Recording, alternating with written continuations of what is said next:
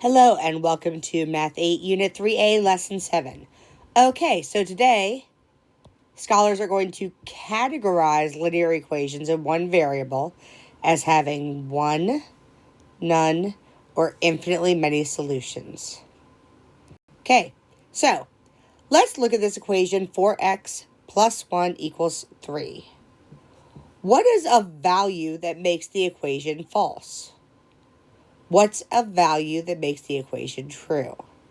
Well, I think a value that makes it false would be 0. Because if I put in 0, 4 times 0 plus 1 does not equal 3. It's 1. An equation that would make it true, let's think of a number that makes it true. Maybe negative, I don't know. Maybe just, 1/2. Let's try that. 4 times half plus 1 equals 3. 4 times half is 2 plus 1. Yeah, that equals 3. So then that's something that makes it true. Okay, so how many different values of x make this equation true? Again, we're looking at the same equation. Well, I'm going to zoom in a little bit on this so that we can see it. Cheryl said x equals 2 because 4 times 2 plus 1 2 plus 1 is not 3, so x equals 1. She tried some different values, and then she got down to x equals 1/2. So she says there's only one value that makes x the equation true. Then we have Stacy. Stacy said that 4x plus 1 equals 3. This means 4x equals 2, and there always has to be true.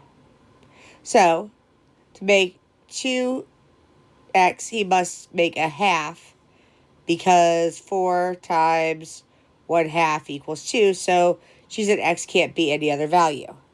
So, what do you see in their reasoning that could help us?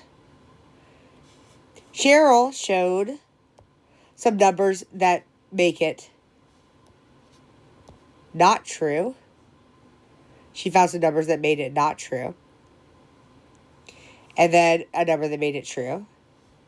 And if you see Stacy went ahead and solved. She subtracted the 1 from both sides. Got there. And then said, okay, well, if 4 times x equals 2, then to make 2 x's, to make 2, x must be 1/2. Okay, so she's saying x can't be any other value. Has she shown that? Let's think about it. Okay, so what does it mean and how can we prove it? So this is what you're going to do.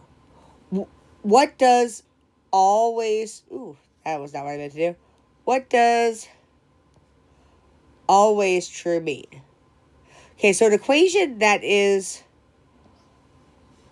true for any value of x.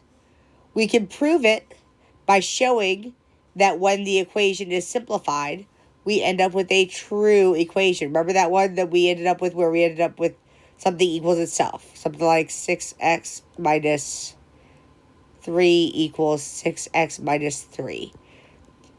This is also called an identity because it ends up equaling itself. Okay, next one. What does never true mean? So that means that there are no values of x that make the equation true. We can prove it by showing that when the equation is simplified, we end up with an untrue equation. Something like 0 equals 5.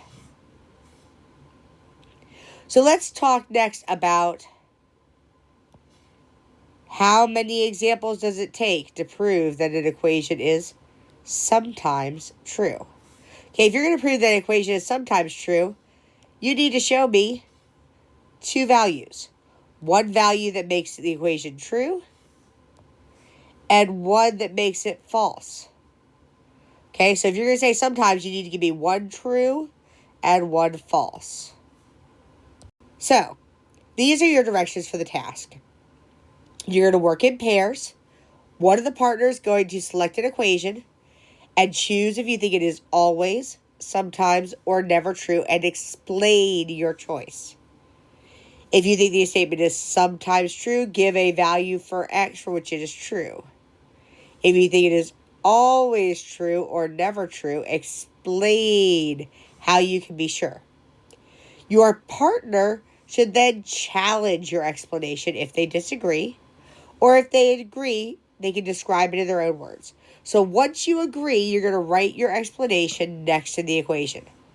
Explanation should be written in red. Next, you're going to swap roles and continue to take turns until all the equations have been placed.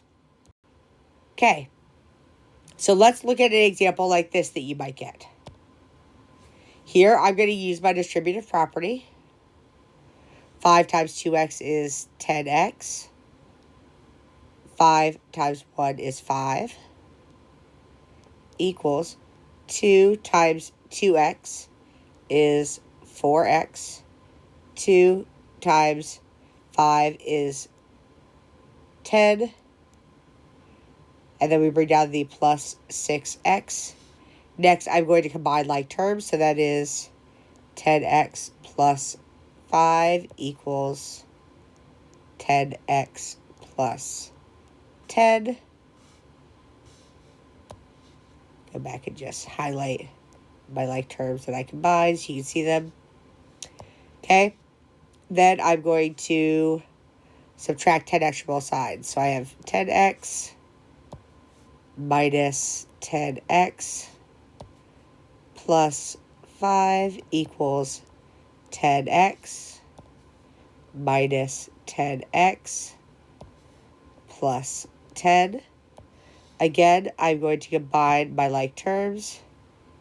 Have 10x and 10x and 10x and 10x. Okay? So when I simplify, I get 5 equals 10. So this is never true because 5 does not equal 10. Okay, so that might be an explanation you would give. Make sure you work in your teams. Make sure that you take turns. If you have any questions, I will see you all in class.